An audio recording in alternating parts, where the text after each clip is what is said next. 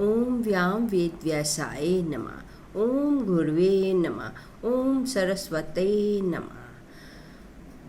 ओम गणेशाय नमः। आज इस ज्योतिष क्लास में सबका स्वागत है।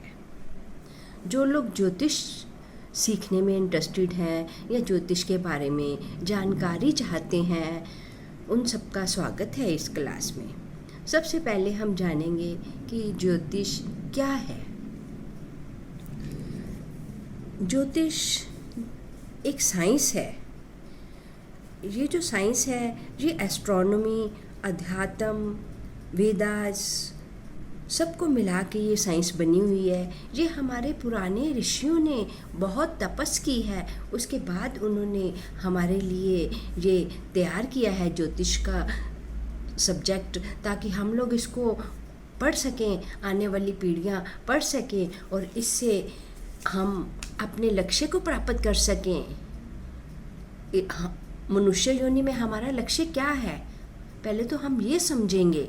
मनुष्य योनि में हमारा लक्ष्य सिर्फ धन कमाना या बच्चों को पालना या और इंद्रिय सुखों को अनुभव करना ये नहीं है। मनुष्य जीवन बहुत मुश्किल से मिलता है और मनुष्य जीवन में हमारा सबसे पहला लक्ष्य है कि हम उस डिवाइन आत्मा के साथ, उस डिवाइन परमात्मा के साथ हम अपना अनुभव करें, हम जानें कि हमारा जन्म क्यों हुआ है। ज्योतिष इसलिए है, आप लोग ने कुछ इंटरनेट ज्योतिष पढ़ा होगा, कुछ इधर उधर से सुना होगा, तो आपको उस सब को भूलना होगा, क्योंकि ये जो ऋषियों का ज्ञान है, ये प्राचीन ऋषि का ज्ञान है, ये बहुत उच्च कोटि का ज्ञान है। तो इस ज्ञान को प्राप्त करने के लिए पहले हमें अपने माइंड को बिल्कुल शुद्ध बनाना होगा। इसके लिए बहुत साधना की ज़रूरत पड़ती है। ऋषि मुनियों ने बहुत तपस्या की है, फिर हमें उन्होंने ये मैप दिखाया, ये रास्ता दिखाया, ताकि हम इस रास्ते में चलकर अपने आने वाले कर्मों को सुधार सकें।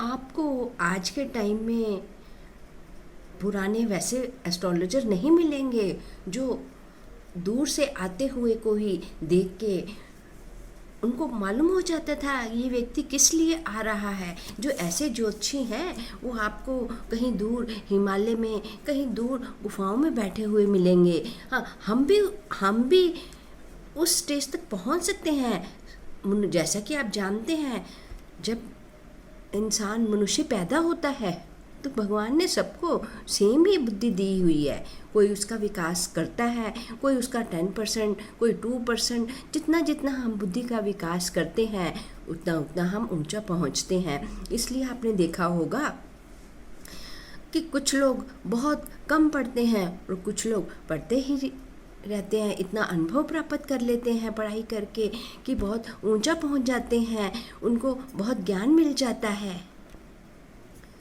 ये ज्योतिष विज्ञान में ये भी साइंस की तरह है, इसमें बहुत सारे फार्मूलाज हैं। अगर हम कुछ फार्मूला ठीक लगाते हैं और कुछ ठीक नहीं लगाते, तो जो हमारे पास व्यक्ति आता है तो कुछ फार्मूला ठीक नहीं लगाए हमने, हमारी गलती की वजह से वो व्यक्ति सोचता है कि एस्ट्रोलॉजी बेकार है, कि ये ठीक नहीं है, मेरा तो ये काम नहीं हुआ, मेरे को इस टाइम पे ये काम बोला गया था। उसके लिए हमें अपने कर्मों में भी समझ जाना पड़ेगा, कर्मों को समझना पड़ेगा। कितने प्रकार के कर्मा होते हैं और कितने प्रकार के कर्मा हमें इस जन्म में भोगने हैं। कितने संचित कर्मा है, प्रारब्ध कर्मा है, आगामी कर्मा है, जैसे कि पास्ट, प्रेजेंट और फ्यूचर आप जानते हैं। आपने अपनी पढ़ाई में भी पढ़ा है कि ये 3 तरह के होते हैं, past Karma, present Karma, future Karma. तो पास्ट कर्मा में भी हमने जो अपने पुराने जन्मों में जो कर्मा किए हैं उसमें से हमें कुछ % कर्मा अभी भोगने ही हैं। उसमें कुछ अच्छे कर्मा हैं, कुछ बुरे कर्मा हैं। अगर कोई बुरे कर्मा किए हैं तो उसका फल हमें ही भोगना है। और अगर हम एस्ट्रोलॉजर के पास जाते हैं तो वो हमें बताएगा कि आप ये उपाय करो तो हम उपाय करते हैं तो थोड़ा हमें मानसिक शांति मिलती है। हम उन कर्मों को पूरा मिटा नहीं सकते हैं, ना हम उन कर्मों को बदल सकते हैं। जो हमारे प्रारब्ध के कर्म हैं वो बदले नहीं जा सकते, हमें उनको अनुभव करना ही है। आप ये चीज़ ध्यान से समझ लीजिए।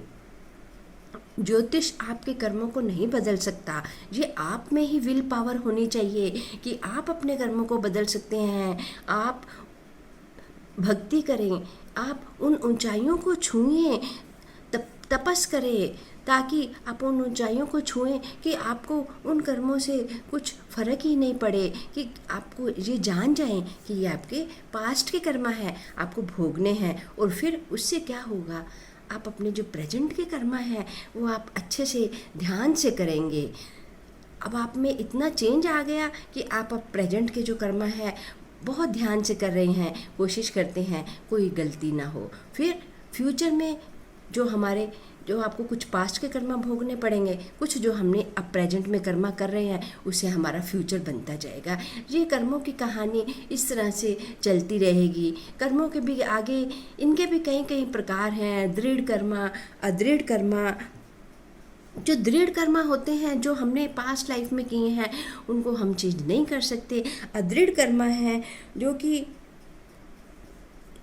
उनको हम अपने कर्मों के द्वारा ठीक कर सकते हैं। हमारे से कोई गलती हो गई है तो हम जाएंगे, सॉरी बोलेंगे, तो दूसरा बंदा भी शांत हो जाएगा, तो हमारे थोड़े कर्म शांत हो गए।